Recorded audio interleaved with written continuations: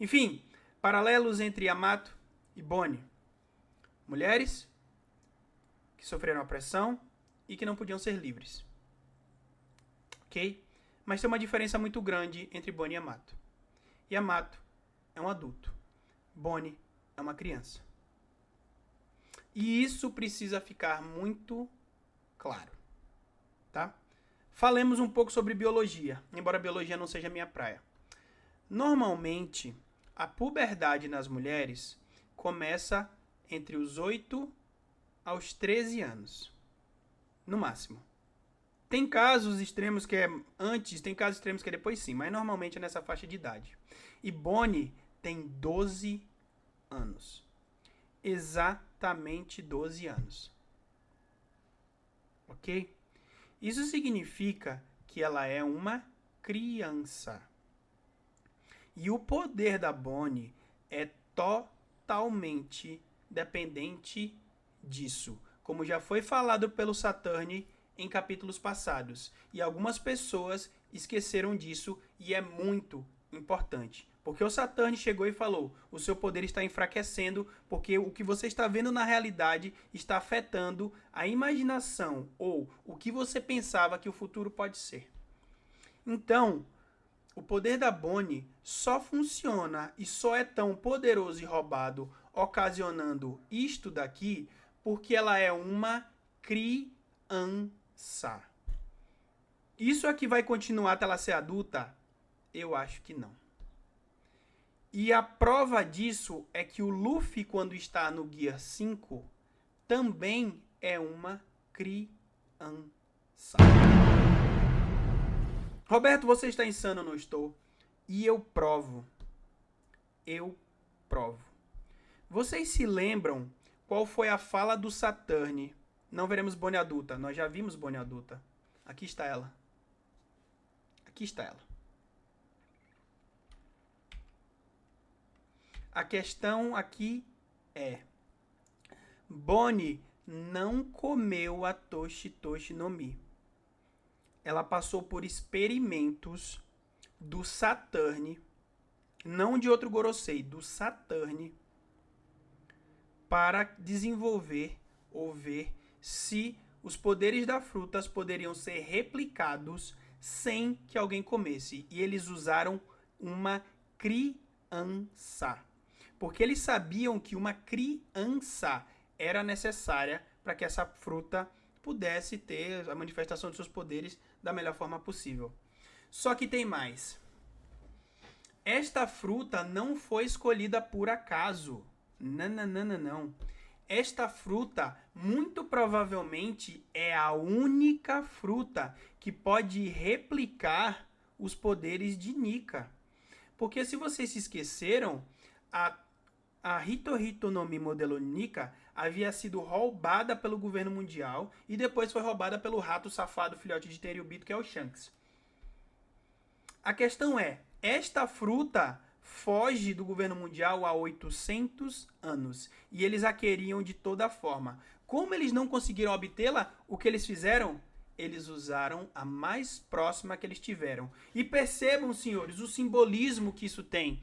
Porque eles escravizaram, provavelmente aquela palavra com E que eu não vou falar aqui para não dar problema na minha live. Fizeram o diabo, torturaram e tudo mais com a mãe desta menina, que só conseguiu sobreviver porque tinha filha em seus braços. E a levou pro amor da vida dela, um outro escravo. Não foi? Então vejam o simbolismo disso. Uma menina que perdeu a mãe, cujo pai foi escravizado, que sofreu tortura, que passou por experimentos para que se tornasse ou tivesse um poder parecido com o deste cara, a ser usado a favor do governo mundial, agora luta contra ele. Não há como isso não ser romântico. E agora eu posso começar a falar das referências disto daqui. Porque, senhores, tem um motivo para Luffy e Bonnie ter o cabelo branco no Gear 5. Na verdade, dois motivos. O primeiro deles. Qual é a cor do Sol? Roberto, você está maluco. Você está fazendo um paralelo que não faz nenhum sentido. Tenham calma. O Sol não é amarelo. Boa tarde. Não, não é verde. Não comecem. Qual é a cor do Sol? O Sol é branco. Tal qual o Vasco seu. A cor do Sol é branca. Mas não é apenas por isso. Porque nós sabemos que o motif, né? O que engloba o poder do Luffy é a borracha. A borracha. E não é por acaso. Afinal, qual é a cor do látex da borracha? Ele é branco. Tudo isso é coincidência, Roberto? Não é. Não. Uma outra pergunta. Qual é a nacionalidade do Luffy se ele existisse? Qual seria, no caso? Qual é? Seria brasileiro. Brasil! E vocês sabem qual é o nome da seringueira? O nome científico da seringueira? Vocês não sabem. Mas eu sei. O nome dela é Hevea brasiliensis, porque a seringueira é uma árvore brasileira.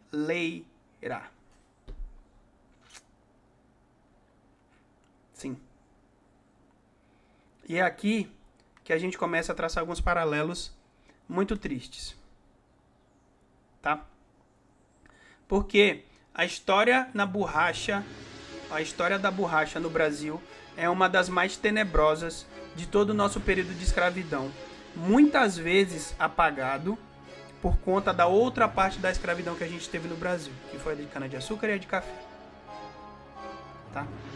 Porque nós não temos seringueiras nas regiões sul, sudeste. Normalmente nós só temos na região norte, na floresta amazônica. Ok? E, senhores, a história da escravidão no Brasil, que é provavelmente conhecida de todos, não aborda como deveria esta parte. E ela tem tudo a ver com a história do Kuma. Tudo a ver. Porque, senhores, o Kuma, ele é diferente dos outros personagens de One Piece. Vocês já repararam? Vamos ver se vocês repararam. O Kuma, ele não tem traços orientais. Ele não tem traços caucasianos. Ele tem traços latinos e negroides. Não é mesmo? Sim. O Kuma foi um personagem, desde o princípio, idealizado para ser a personificação de um escravo. E para morrer, infelizmente, que é o que eu acho que vai acontecer com ele, pelo que ele acreditava. Mas tem mais. Porque, senhores, se vocês não sabem, eu estou para me formar em engenharia de transportes na Unicamp. Então, tudo que envolve esta área me interessa. E eu comecei a fazer um paralelo entre isto e One Piece. E eu fiquei muito surpreso com o que eu descobri. Então, agora, nós vamos fazer um paralelo entre este capítulo, o começo do capitalismo, e o nosso passado de escravidão. Agora, vocês sabem onde a Revolução Industrial, que é obviamente o marco 1 do capitalismo, começou? E por que ela começou? Não é muito longe. Confia em mim. Confia em mim. A Revolução Industrial começou na Inglaterra. Através de uma coisa muito, muito importante. Basicamente, os motores a vapor. Sim, eu sou da FT, Davi. Calma. Através dos motores a vapor. E, senhores, qual é a correlação de motores a vapor com One Piece? Nós temos uma correlação muito importante. Muito importante. Vamos ver se vocês lembram. Sim. Sim. O mundo de One Piece mudou. O mundo de One Piece mudou quando a Marinha desenvolveu barcos a vapor. Porque eles conseguiram cruzar o Calm Belt. E assim chegar em todo o mar e poder proteger as pessoas ou levar o sistema de opressão do governo mundial aonde ou a ilhas que antes eles não podiam chegar. Não é verdade? Só que isso foi na Inglaterra. A Revolução Industrial teve aspectos diferentes em diferentes países. E, obviamente, o país que mais se desenvolveu, graças à Revolução Industrial, foram os Estados Unidos. Só que nos Estados Unidos, nós não tivemos o desenvolvimento da Marinha desta forma. Nós tivemos o desenvolvimento de um outro meio de transporte. Vocês sabem qual foi? Foram os trens a vapor. Perfeito? Usada nos Estados Unidos. Mas, senhores, vamos fazer um outro paralelo com One Piece? Quem é o personagem de One Piece que é a personificação dos Estados Unidos? Quem? É este cara aqui. Porra, deve estar tão legal. É este cara aqui. E este cara aqui, ele não é responsável só pela construção de navios. Não. Antes disso, ele ajudou na construção disso aqui. Não é mesmo? Um trem. Não é verdade? E do Puffington também, sim. Mas eu gosto mais do Rocketman. Porque o Puffington foi construído para unir as pessoas. Mas ele foi usado para levar embora o pai do Frank. O Rocketman foi feito para salvar. Não é mesmo? Ah, e pra quem não sabe, a referência do Rocketman é uma música do Elton John, tá? Tá bom? Enfim. Mas não para por aí, senhores. Não. Falta um meio de transporte. Vocês já repararam e não acham muito estranho que, embora nós tenhamos foguetes, trens, barcos, carruagens, motocicletas, bicicletas, o Diabo A4 tem um meio de transporte em One Piece que nós não temos. Por que nós não temos carros?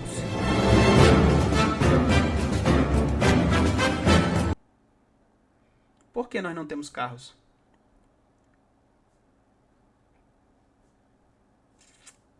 Calma, o avião chega muito depois. Tem moto, tem tudo. Nós não temos carros, senhores, porque carros são derivados, né, são divisões ou subdivisões de bicicletas e carruagens. Até tanque de guerra a gente tem, exatamente. Até o Megazord a gente tem, mas carros a gente não tem. E sabe por que a gente não tem? Porque no passado, quando não haviam carros, existiam carruagens que eram puxadas, às vezes até a seres humanos ou animais. Mas principalmente por conta do desconforto que as carruagens e os carros do passado causavam nas pessoas. Mas tudo isso mudou em 1888. Por quê? Porque foi incorporado nos carros uma substância única. Qual é esta substância? Qual é esta coisa? Eu vou dar uma dica. Você pode vê-la aqui.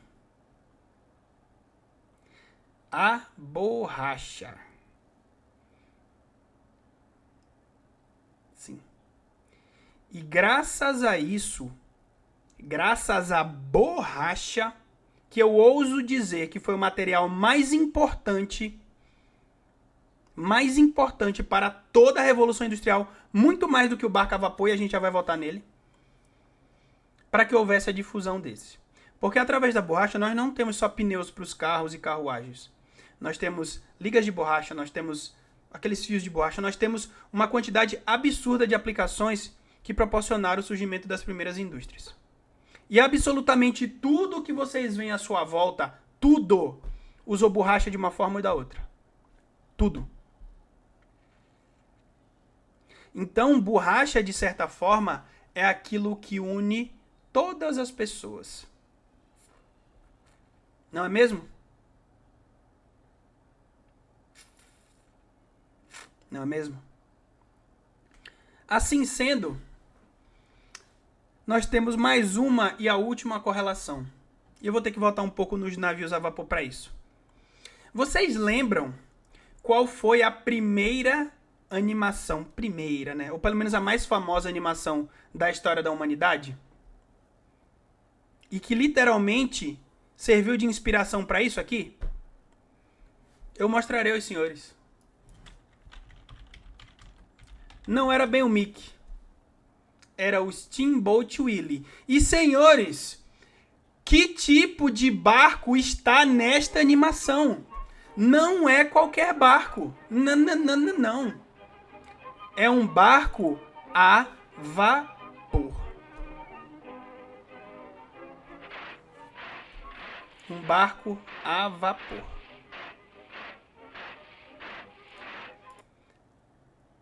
Este tipo de animação se chama rubber hose. E rubber significa borracha. E é por isso que o Gear 5 tem todos os elementos de borracha possíveis. No nome, na cor, na referência. Mas tem mais um. Tem mais um. Vocês sabem, senhores, como a borracha era chamada, ou como a seringueira era chamada, e nós temos um livro maravilhoso que fala sobre isso. E que é uma antítese perfeita do Luffy. Porque o Luffy é aquele que faz todos rirem. Não é mesmo? Só que a borracha, ou no caso a seringueira, tem um outro nome.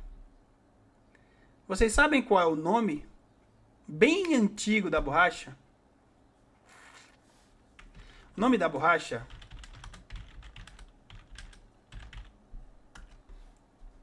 é a árvore que chora.